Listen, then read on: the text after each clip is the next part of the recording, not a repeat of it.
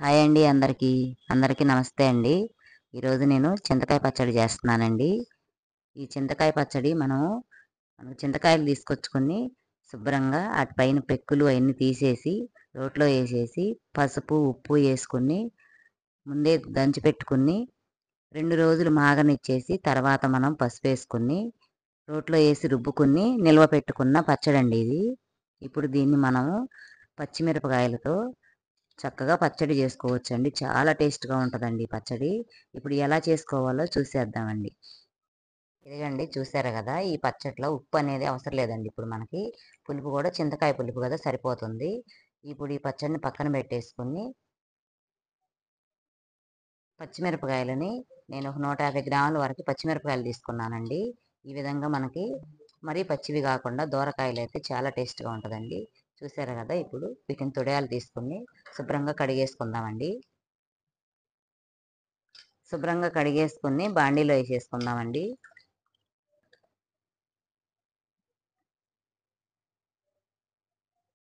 టమాటాలు చూస్తారు కదా, ఒక చిన్న సైజు కాయలు 6 కాయలు తీసుకున్నానండి నేను. టమాటాలు కూడా శుభ్రంగా కడిగేసుకుని ముక్కలుగా కట్ చేసుకుందామండి.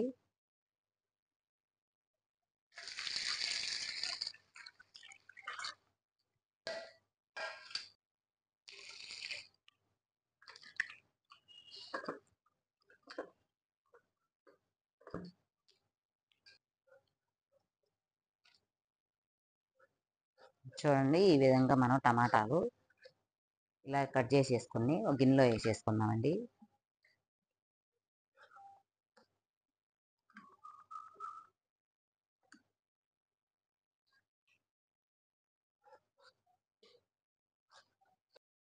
పచ్చిమిరకాయలు ఎక్కువ నూనె కాకుండా కొంచెం వేసుకుందామండి. కొంచెం నూనె వేసుకొని మిరపకాయలు లైట్గా వేయించుకుందాం. ఇప్పుడు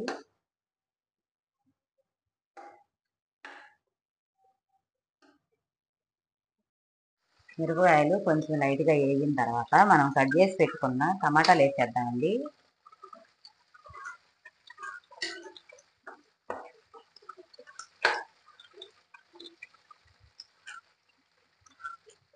మంట మీడియం ఫ్లేమ్లో పెట్టేసుకుని మూత పెట్టేసుకుందామండి.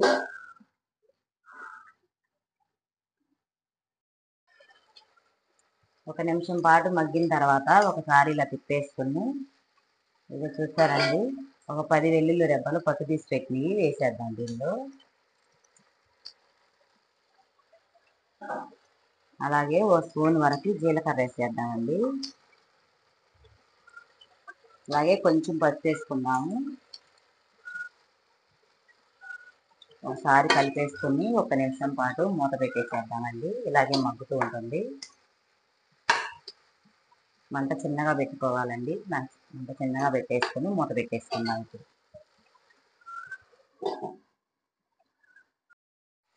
చూడండి, ఈ విధంగా మనకి చక్కగా మగ్గిపోయినాయండి.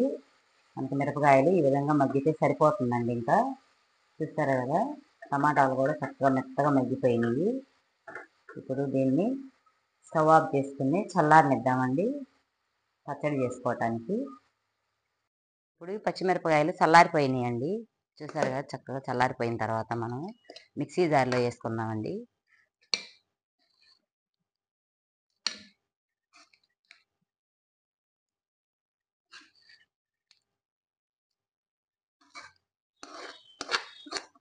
ఈ చింతకాయ పచ్చడి అనేది మనకి వెనకటిన కాలంలో అమ్మమ్మల నాటిది.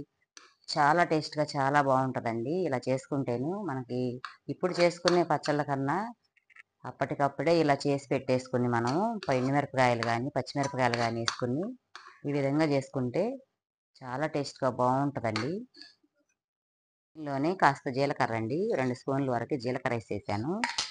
ఇప్పుడు వెల్లుల్లి రెబ్బలండి, ఒక చిన్నుల్లిపాయ, పెద్ద సైజు ఉల్లిపాయ తీసుకుని రెబ్బలు ఒలుసుకుని వేసేసుకున్నామండి.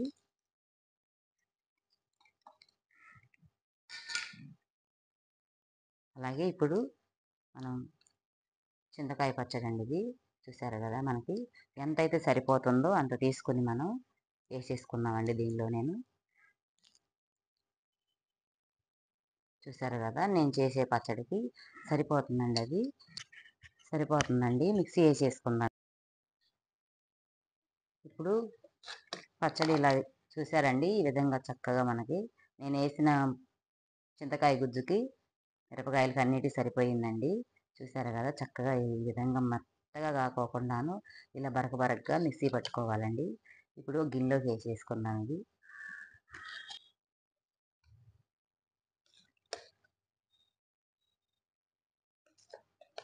నాకు 2000 మంది పైగానే సబ్స్క్రైబర్లు ఉన్నారండి. కానీ మా వీడియో ఎవరు చూస్తలేదు. దయచేసి వీడియోని అందరూ చూడండి చివరి వరకు.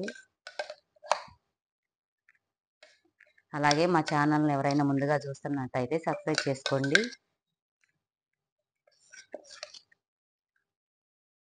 చూసారండి, ఈ విధంగా చక్కగా మనకి పచ్చడి ఇలా నలిగితే సరిపోతుందండి. ఇప్పుడు మనం దీన్ని తాలింపు చేసుకుందామండి. పచ్చడిని తాలింపు కోసం కళాయి పెట్టుకుని నూనె పోసుకుందామండి. కొంచెం నూనె ఎక్కువగానే పోసుకుంటే బాగుంటుందండి.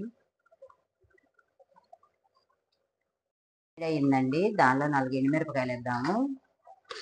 అలాగే 2 స్పూన్ల వరకు తాలింపు దినుసులు వేసుకున్నామండి. మినపప్పు, శనగపప్పు, ఆవాలు 2 స్పూన్లు వేసానండి. 1 స్పూన్ వరకు జీలకర్ర వేద్దామండి.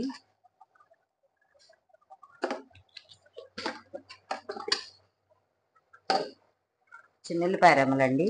చూసారు కదా, నలగొట్టేసి చిన్నుల్లిపాయ రెమ్మలు ఎక్కువ వేసుకుంటే ఎంత స్మెల్, మంచి స్మెల్ వస్తుందండి. చాలా బాగుంటుంది. కొద్దిగా కరివేపాకు అయితే ఎక్కువ లేదండి, ఎక్కువ వేసుకుంటే చాలా బాగుంటుంది.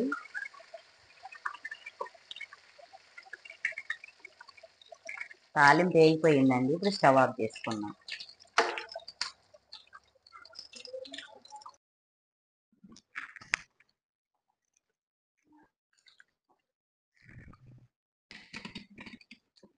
ఇప్పుడు తాలింపు వేసేసుకొని ఒకసారి పచ్చడి మొత్తం కలిపేసుకుందామండి.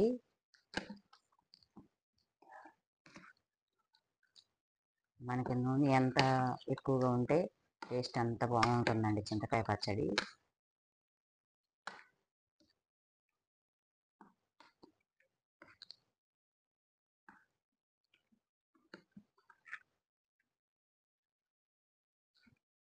ఇంతేనండి, చూసారు కదా, చింతకాయ పచ్చడి రెడీ అయిపోయింది. చూసారు కదా, చాలా టేస్ట్గా చాలా బాగుంటుందండి ఈ పచ్చడి. ఈ పచ్చడిలోకి ముద్దపప్పు కాస్త నెయ్యి వేసుకుని వేడి వేడి అన్నంలో ఈ పచ్చడి వేసుకుని తింటే చాలా టేస్ట్గా ఉంటుందండి. పుల్ల పుల్లగా, కారం కారంగా చాలా రుచిగా ఉంటుందండి. ఒక్కసారి మీరు కూడా ఈ విధంగా చేసి చూసుకోండి. చింతకాయ తొక్కు అనేది అందరూ రుబ్బి పెట్టుకుంటారండి. కానీ ఈ దేనిలో చేసుకుంటే, ఎండుమిరపకాయలతో చేసుకుంటే బాగుంటుందో, పచ్చిమిరపకాయలతో చేసుకుంటే బాగుంటుందో అనేది చాలామంది తెలియదండి. ఇలా చేసుకుంటే చాలా టేస్ట్గా ఉంటుంది. మా వీడియో మీకు నచ్చినట్టయితే లైక్ చేయండి, ఎలా ఉందో కామెంట్ చేయండి, సబ్స్క్రైబ్ చేసుకోండి. థ్యాంక్ యూ అండి అందరికీ.